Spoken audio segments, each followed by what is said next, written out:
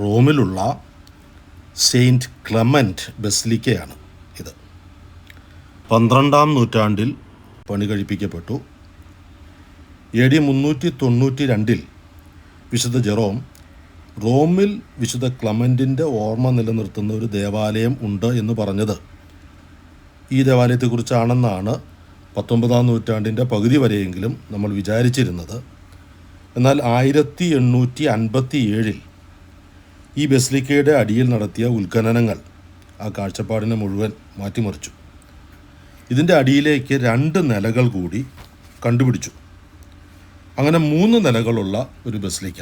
ഏറ്റവും അടിയിൽ ഒരു പ്രാചീന റോമൻ ഭവനം ആദ്യ നൂറ്റാണ്ടിൽ, അതിൻ്റെ മുകളിൽ അതിൻ്റെ അപ്പർ റൂം, അതിൻ്റെ മുകളിൽ ഇന്നത്തെ ബസിലിക്ക. ഇതാണ് ക്രൈസ്തവ വാസ്തുശില്പത്തിൻ്റെ, ക്രിസ്ത്യൻ ആർക്കിടെക്ചറിൻ്റെ തുടക്കം. ആദ്യകാല ഭവന ദേവാലയങ്ങൾ എന്ന് നമുക്കിതിനെ വിളിക്കാം. ഇതിൽ നിന്ന് താഴോട്ട് നമുക്ക് പോകാൻ സാധിക്കുന്നു. ആ ആർക്കിയോളജിക്കൽ സൈറ്റിലേക്ക് ഇറങ്ങിച്ചെല്ലാൻ സാധിക്കുന്നു. ഇത് ബസിലിക്കയുടെ അടിയിലേക്കുള്ള വഴിയാണ്. അടിയിൽ നമ്മൾ നിൽക്കുന്നത് ഒരു പഴയകാല റോമൻ ഭവനത്തിൻ്റെ ആറ്റിക്കിലാണ്. അതിൻ്റെ മാളിക മുകളിലാണ്. 2 നിലയുള്ള ഭവനത്തിൻ്റെ മുകളിലത്തെ നിലയാണ്. ഈ നില ഏതാണ്ട് 4-ാം നൂറ്റാണ്ടിൽ ബസിലിക്കയായി, ഈ ക്ലെമൻറ്റിൻ്റെ ആദ്യത്തെ ബസിലിക്കയായി പണിതുയർത്തപ്പെട്ടു.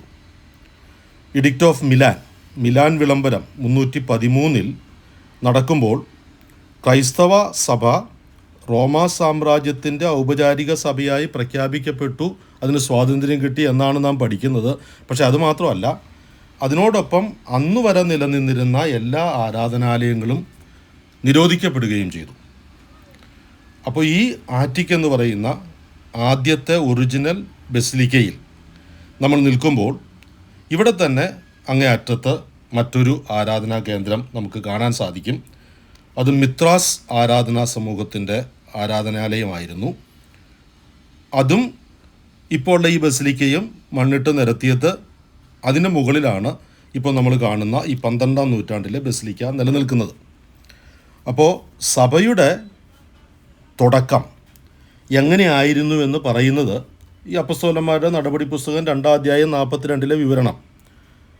ഈ ഒരു ബസിലിക്കയ്ക്ക് അകത്ത് നിൽക്കുമ്പോൾ നമുക്ക് മനസ്സിലാകുന്നു, അവർ അപ്പസ്തോലന്മാരുടെ പ്രബോധനം, കൂട്ടായ്മ, അപ്പം മുറിക്കൽ, പ്രാർത്ഥന എന്നിവയിൽ സദാ താല്പര്യപൂർവ്വം പങ്കുചേർന്നിരുന്നു.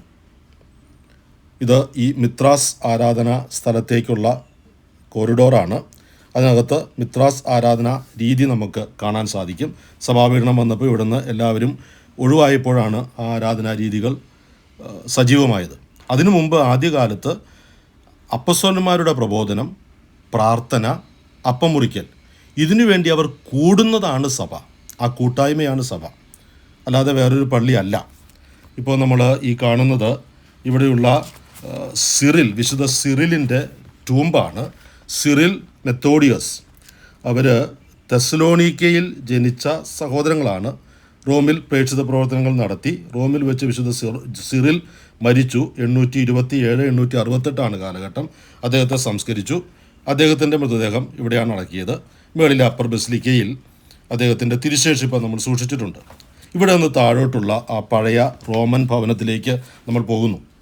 ഈ ഭവനത്തിലും ഈ മാളിക മുകളിലും വിശുദ്ധ പത്രോസും ഒരുപക്ഷെ വിശുദ്ധ പൗലോസും ഈ പറയുന്ന അപ്പസ്തോല പ്രബോധനങ്ങൾ നൽകുകയും അപ്പം മുറിക്കലിനും പ്രാർത്ഥനയ്ക്കും മുഖ്യ കാർമ്മികത്വം വഹിക്കുകയും ചെയ്തിട്ടുണ്ടാകാം. അതാണ് ഇതിൻ്റെ ഇത്തരം ഭവന ദേവാലയങ്ങളുടെ ഏറ്റവും വലിയ പ്രസക്തിയായി നമുക്ക് മനസ്സിലാക്കാൻ സാധിക്കുന്നത്. ഈ അടിയിൽ ഒരു നീരൊഴുക്ക് കൂടിയുണ്ട്. ആ പഴയ വീടിൻ്റെ ഭാഗം അത് ഏതാണ്ട് അങ്ങനെ തന്നെ നിൽക്കുന്നു. ഇവിടെ നിന്ന് നമുക്ക് സങ്കല്പിക്കാൻ സാധിക്കും, ഏറ്റവും അടിയിൽ ഒരു പഴയകാല വീട്, അതിൻ്റെ ഫൗണ്ടേഷൻ, അതിൻ്റെ മുകളിൽ ആ പഴയകാല വീടിൻ്റെ മാളിക മുകൾ. ഈ മാളിക മുകൾ 4-ാം നൂറ്റാണ്ടിൽ ഒരു ബസിലിക്കയായി കൺവേർട്ട് ചെയ്യപ്പെട്ടു. അതിനു മുമ്പ് 1-ാം നൂറ്റാണ്ടിൽ ഇവിടെ വെച്ച് ആരാധനയ്ക്കായി അവർ ഒരുമിച്ച് കൂടിയിരുന്നു. പ്രത്യേക പള്ളിയായിട്ടല്ല, ഒരു ഭവന ദേവാലയം എന്ന് നമ്മൾ വിളിക്കുന്നുവെങ്കിലും ഒരു ഭവനത്തിൻ്റെ മോൾ. അതിൻ്റെ മുകളിലേക്ക് നമ്മൾ കയറുമ്പോൾ ഇപ്പോൾ ഈ കാണുന്ന വിശുദ്ധ ക്ലെമൻറ്റിൻ്റെ ബസിലിക്ക. അപ്പം 3 നിലയായി നിലനിൽക്കുന്ന 5-6 ദേവാലയങ്ങൾ ഇന്നും അവശേഷിക്കുന്നതിൽ ഒരെണ്ണം